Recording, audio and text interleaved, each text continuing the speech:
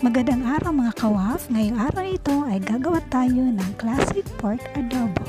Ito yung pinasimpleng recipe ng pork adobo. Sasamahan niyo ako mga kawaf.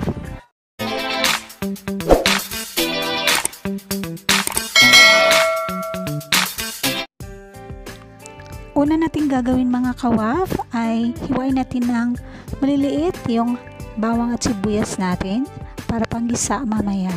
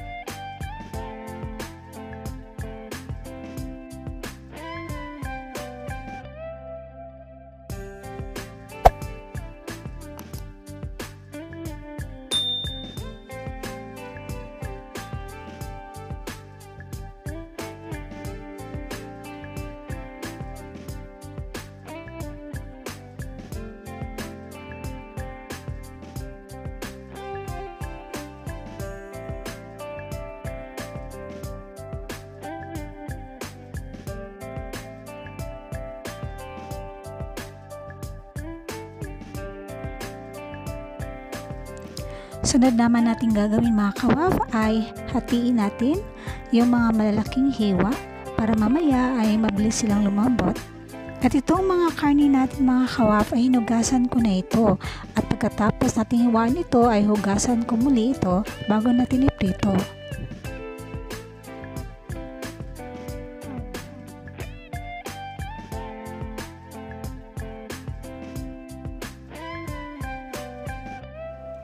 Ayan, tapos na natin hiwain mga kawaf at ngayon ay prito na natin ang ating karne.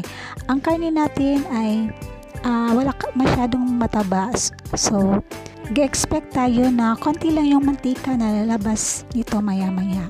Pero, ipiprito pa rin natin mga kawaf dahil yan, lumalabas na yung mantika at yan ang gagawin nating pampito sa ating bawang sibuyas kasama na yung karne natin mga kawaf.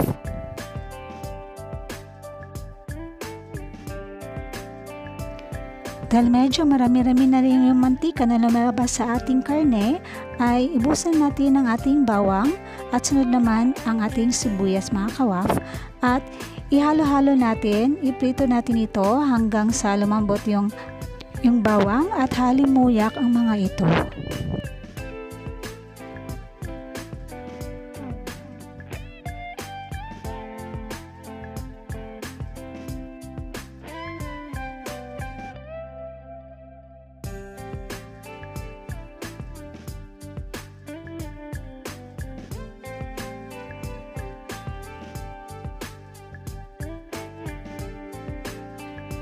Takpan muna natin ang ating karne ng mga 10 minuto para lalambot ng unti-unti ang karne natin. Kagaya nito mga kawa, para namamutla na yung karne natin. So kapag ganito na yung kulay ng ating karne, ay buhusan na natin ng patis. So ang nilagay ko na patis dyan ay kalahati ng 1/3 cup. Isunod naman natin ibuhos ang ating vinegar or ang suka at kagaya ng patis ay kalahati din ng 1/3 cup ang binuhos natin.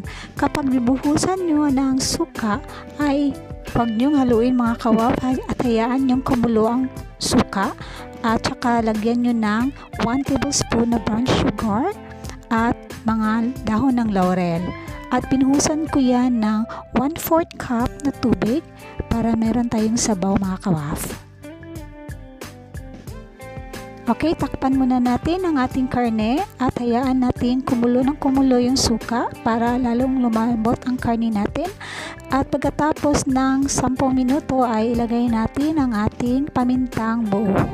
at haluin natin mga kawaf para manuot yung sarsa ng ating mga pampalasa mga kawaf. At dito mga kawaf, kapag nabuhos natin ang lahat ng mga pampalasa natin, ay takpan natin ito ng 15 to 20 minutes mga kawaf para ito ay lalong lumambot. At itesting natin kung ito ba'y lumalambot after 20 minutes. At kapag hindi pa ay mag-add tayo ng cooking time mga kawaf.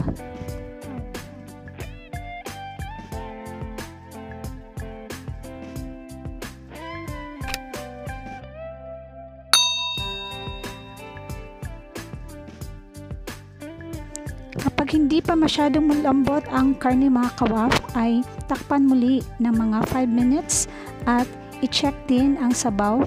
Kapag naubos na yung sabaw ay lagyan nyo ng konting tubig mga kawaf.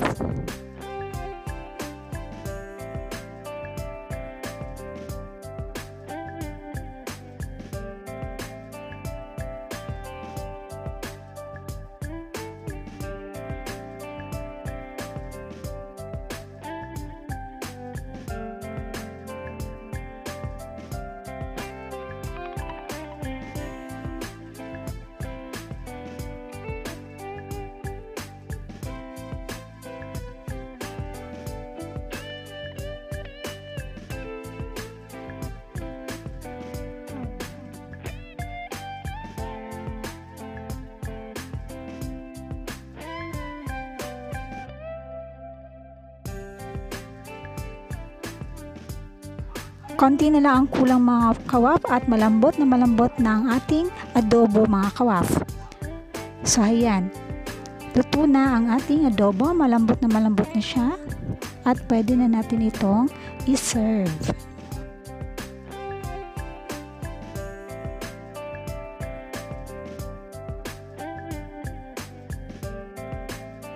At ngayon ay ready na ang ating classic pork adobo. Tingin pa lang mga kawaf ay talagang mabubusog ka na.